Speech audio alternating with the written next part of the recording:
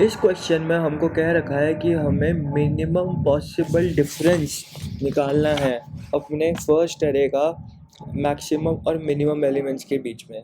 इसका जो डिफरेंस है हमको मिनिमाइज़ करना है, और वो मिनिमाइज़ कैसे करना है, हमको इस एरे में से दो एरे दिए हैं। फर्स्ट एरे ए है ये वाला, और ये सेकेंड एरे बी। इसमें से हमको एलिमेंट्स हम कोई भी स्वैप कर सकते हैं, और जो ग्रेटेस्ट एलिमेंट है जो कि अभी मेरा क्या है 3 है, और जो मिनिमम एलिमेंट है 1, उसका जो डिफरेंस है ना वो मुझे मिनिमाइज़ करना है। तो यार इसके तो बहुत सारे वैल्यूज़ बन रहे हैं और बहुत सारे पॉसिबल आउटकम्स बन रहे हैं। जब हमारा बड़ा अरे हो जाएगा ना तो वो पॉसिबल नहीं होगा। अगर 3 बाई 3 का होता तो हम कुछ नंबर ऑफ ऑपरेशंस करके कर देते हैं। तो ये टेस्ट केसेस हमें पता है कि बहुत बड़े भी हो सकते हैं। तो मैं क्या करने वाला हूँ यहाँ पे, स्लाइडिंग विंडो का कंसेप्ट लेने वाला हूँ, जिसमें हमारा ओ ऑफ एन लूप में और O of N time space complexity में बहुत आराम से आंसर आ जाएगा। तो सबसे पहले मैं क्या क्या लेने वाला हूँ क्वेश्चन में, मैं वो डायरेक्टरीज को इंक्लूड कर देता हूँ। ठीक है, आप लोग बिट्स HTTC++ भी लगा सकते हो, वो सारी लाइब्रेरीज जो हमारी इंपॉर्टेंट होती है ना वो भी ले लेते हैं। मेरे को ऐसे आदत है, मैं ऐसे ही करता हूँ,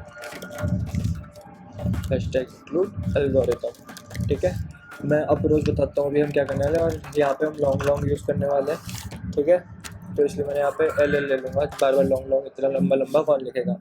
फिर जो हमारे टेस्ट केसेस होंगे in T, that will be taken care by this one, while loop T minus minus. ठीक है, फिर अब मुझे एक एन, फर्स्ट लाइन में एन स्पेस ये दे रखा होगा एन, और फिर मेरा अरे होगा एन टाइप का, और फिर डी होगा यहाँ पे एन, ये स्पेस है, ये मेरा अरे डिक्लेरेशन है। ठीक है, दो अरेज मैंने डिक्लेयर कर दिया। मुझे इनपुट लेना है, मैं एक फॉर लूप लगाऊंगा जो मेरा एन टाइम्स चलेगा। ठीक है, और उसके बाद यहाँ पे इनपुट, और ऐसे ही मैं एक और बार करूँगा यही सेम चीज़ जो कि मेरा बी सेकेंड अरे के लिए है। अब ये मेरा हो गया। मुझे क्या निकालना है, एक मिनिमम डिफरेंस ले लेते हैं यहाँ पे, और उसको मैं मैक्स वैल्यू दे देता हूँ। एंड में मुझे क्या करना है, सी आउट करूँगा मिन डिफरेंस एंड डेल। अब मैं लिखूँगा लॉजिक पार्ट। अब मेरी स्लाइडिंग विंडो कितनी रहेगी, स्लाइडिंग विंडो का साइज़ कितना रहेगा। अभी मेरे पास 3 एलिमेंट है और ये 3 एलिमेंट है, तो स्लाइडिंग विंडो मेरी ऑब्वियसली 3 एलिमेंट की रहेगी, राइट। तो स्लाइडिंग विंडो का साइज़ कितना रहेगा, 3। अब मुझे एक ही वेक्टर में डालने हैं, एक ही वेक्टर में डालूंगा, सॉर्ट कर लूँगा। एक वेक्टर में डालता हूँ, एक वेक्टर ले लेंगे लॉन्ग लॉन्ग टाइप का जिसमें हम सारी वैल्यूज डालने वाले हैं। एक फॉर लूप लेंगे। वेक्टर की प्रॉपर्टी क्या होती है, कैसे डालते हैं इसके अंदर elements, push back property. Push back में कैसे करूँगा, all values dot push back. पहले मैं डालूंगा अरे 1 की वैल्यू, और फिर मैं डालूंगा किसकी, अरे बी की वैल्यू, इसको बी कर देंगे। अब हमारे अरे में आ गई सारी वैल्यूज।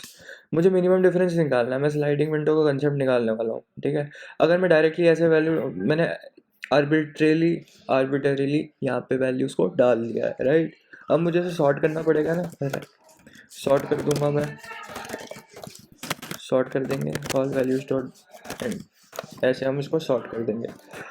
अब मैं क्या देख रहा हूँ, अब मुझे क्या कहते हैं, मैंने कहा ना स्लाइडिंग विंडो के क्वेश्चंस जिसने करे होंगे उसको समझ में आ रहा होगा मैं क्या कर रहा हूँ। स्लाइडिंग विंडो जब भी हम यूज़ करते हैं तो एक मिनिमम, हर एक विंडो पे जाके उसमें हम पहले मैं मिनिमम डिफरेंस निकालूंगा, और फिर जो मेरा टोटल मिनिमम डिफरेंस अभी तक मैं निकाल चुका हूँ उससे कंपेयर करूँगा कि क्या वो उससे मिनिमम है कि नहीं है, राइट।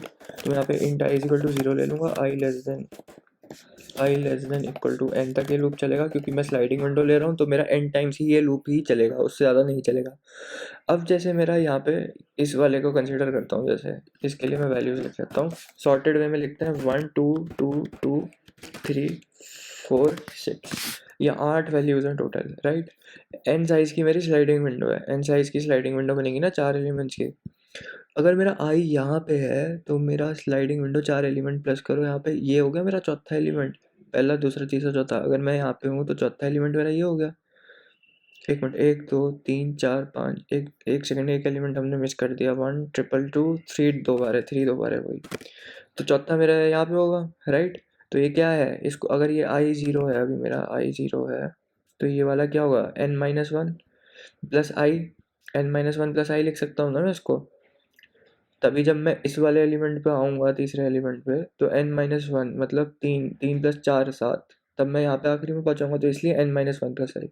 तो जब मैं लॉन्ग डिफरेंस को कैलकुलेट करूँगा, लॉन्ग डिफरेंस को जब हम कैलकुलेट करेंगे तो यहाँ पे हम ऑल वैल्यूज़ जो भी मैं करेंट मेरा मतलब n-1 प्लस आई, ये वाला जो इंडेक्स है इससे मैं माइनस कर दूंगा अपनी ith वैल्यू वाली इंडेक्स को। ये मेरी विंडो 4 एलिमेंट की होगी इस वाले टेस्ट केस के लिए, ठीक है।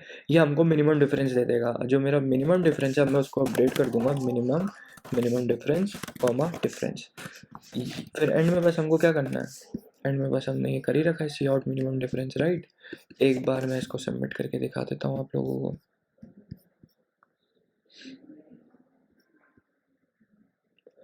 सॉरी, यहाँ पे सिन नहीं लिया है, ये एरर दे देगा, ये दे देगा एरर जो मैंने अभी सबमिट कर दिया है इसको। यहाँ पे इनपुट n नहीं लिया था और डायरेक्ट हमने एरे इनिशियलाइज कर दिए थे। फिर हम 2 एरे की वैल्यूज़ लिए, फिर एक मैंने अपना मिनिमम डिफरेंस को सबसे ज़्यादा वाली वैल्यू दे दी है। फिर यहाँ पे मैं अपने सारे वैल्यूज़ को इस वेक्टर में डाल रहा हूँ, फिर मैं उसको सॉर्ट कर दे रहा हूँ। एक मिनट फिर से चलाते हैं इसको। जब मैं इसको सॉर्ट कर दूंगा उसके बाद मैं हर एक विंडो पे जाऊंगा, विंडो अपडेट होती रहेगी मेरी, एन साइज़ की विंडो है, जब तक एन साइज़ की विंडो चलती रहेगी हर बार मेरा डिफरेंस दूसरा आएगा, फिर उसे मैं अपने मिनिमम डिफरेंस से कंपेयर करूंगा, एंड में अपने मिनिमम डिफरेंस को मैं आउटपुट में दे दूंगा, ठीक है। Hope so you have like the solution, please press like and subscribe.